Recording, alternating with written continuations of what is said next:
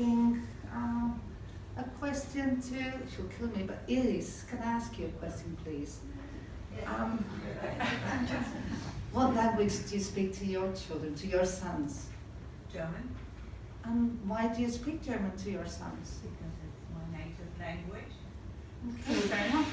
So, does this question sound strange to any one of you? Well, this is a question that Catalans hear very often when we speak our language to our children. And let me introduce myself. I'm Liz. I'm from Barcelona. I speak Catalan, the language spoken in Catalonia.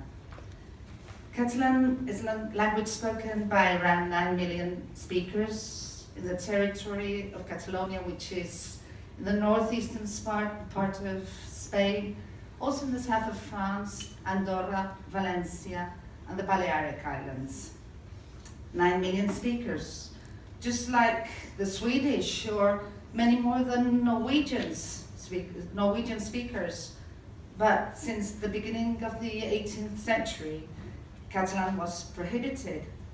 But I didn't really only want to talk about Catalan today. I would like to talk about those minority languages that are discriminated, looked down upon, and considered second-class languages.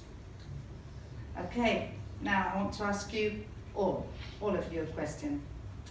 You're all very competent and good in English, but imagine you're ill and you had to go to the doctors. Which language would you rather use to speak to the doctor? English or your own native language? Okay. And now, think about elderly people, your mom, your dad. Even if they were competent in a second language, would they feel comfortable going to the doctors and having to explain all their aches and pains in another language? Well, just think about it. Now, another situation. Imagine you were involved in some sort of dispute and you had to go to court.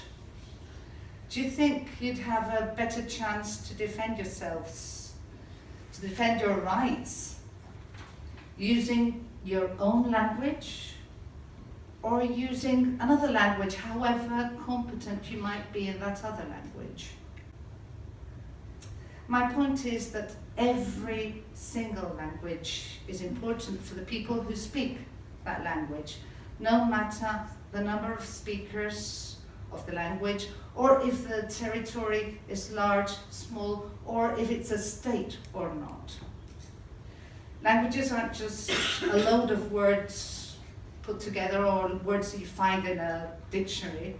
Languages reflect a vision and understanding of the world and the particular culture of the people who speak that language. The other day, Betul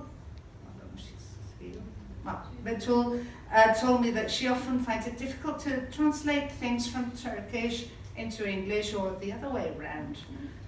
Well, it's just this, that every language reflects a view of the world and the values of that culture, and some things can't be only, or can only be said in that particular language. Many people defend biodiversity, but don't give a second thought to the loss of a language, which entails the loss of our wealth as humankind, the loss of a view of the world and the loss of our cultural heritage. All languages have the same right to be used, respected, acknowledged and taught at all levels. Again, no matter the number of speakers or the territory they cover. We now live in a democratic country, and Catalan was re-established as a co-official language in Catalonia, and it is the language used in education at all levels.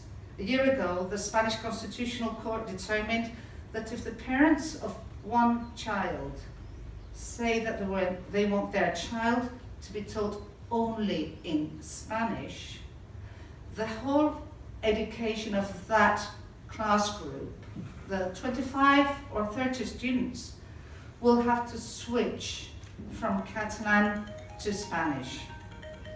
Is that democracy? So I just wanted to tell you that we should all be tolerant democrat, and we should all feel free to speak, learn and love in our own languages.